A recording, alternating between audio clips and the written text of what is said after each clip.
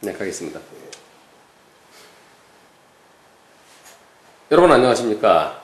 이 교통사고 피해자가 결과가 중요할 때 사망사고라든가 또는 장애가 크게 남는 사건이라든가 확실한 사건은 손해사정사의 도움보다는 소송하는 게 더 좋습니다.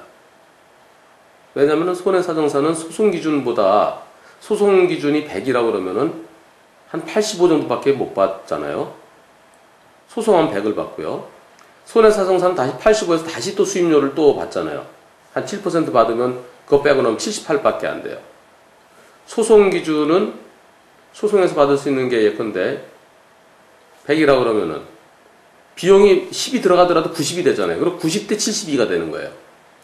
1억 원, 그러니까 9천만 원 대 7,200만 원은 차이가 얼마 안 되는 것 같지만은 9억 원 대 7억 2천이면 차이가 엄청 크죠.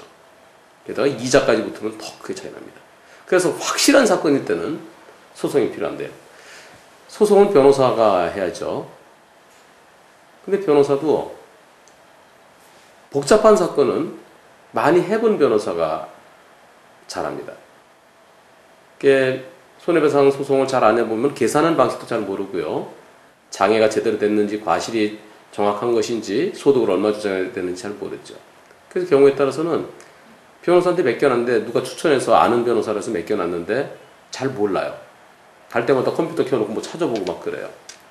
그래서 오히려 의뢰인이 피해자가 직접 자료를 갖다 주면서 변호사님 이건 이거잖아요. 이건 이게 맞잖아요. 이렇게 해주세요. 라고 해야 될 때가 있습니다. 좀 편하게 가려고 택시를 탔는데 택시기사가 길을 몰라갖고 제가 오늘 처음 택시를 하는데요. 제가 길을 잘 몰라요. 좀 길 좀 얘기해 주세요. 그럼 어쩌란 얘기예요. 나도 잘 몰라서 택시를 탔는데. 경우에 따라서 내가 길을 잘 알죠. 그래서 네 저기서 우회전하시고요. 네 쭉 가서 네 저기서 다시 좌회전하세요. 그럴 때도 있지만 소송에서 또 그런 게 나홀로 소송입니다. 결국 내가 혼자 소송하는 거예요. 나홀로 소송을 공부 열심히 잘하면은 잘할 수도 있습니다. 하지만 다툼이 별로 없는 사건은 나홀로 소송이 가능하지만 다툼이 있는 사건은 쉽지 않습니다. 왜냐하면 보험사 측 변호사는 프로고 나는 아마추어잖아요. 경험이 상대편이 훨씬 더 많잖아요. 프로 아마 6단하고 바둑 아마 6단하고 프로 1단하고 하면 프로 1단이 이기거든요. 소송도 똑같습니다. 한편 또 나홀로 소송이 안 되는 경우가 있죠. 식물인간, 사지마비 이런 경우는 내가 어떻게 소송을 해요? 내가 소송을 할 수가 없어요.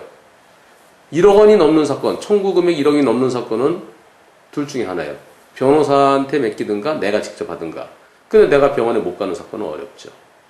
한편 또 직장인은 나홀로 소송 못 합니다. 나홀로 소송하려고 그러면 간단한 사건도 법원에 10번 가야 되고요. 복잡한 사건 20번 가야 돼요. 직장인이 거기 어떻게 가겠어요? 따라서 복잡한 사건, 큰 사건, 소송이 필요한 사건일 때 내가 하는 일이 없을 때는 내가 취미 삼아서 나홀로 소송할 수 있지만 그런 사건이 크고 복잡하고 액수가 클 때는 나홀로 소송은 위험할 수가 있습니다. 오늘은 여기까지입니다. 다음 시간에 다시 뵙겠습니다. 고맙습니다. 조금 전에 앞에 하신 것이 훨씬 매끄럽고 좋거든요. 이 뒷부분만 잘라서 집어넣겠습니다. 그렇게 하시죠? 네.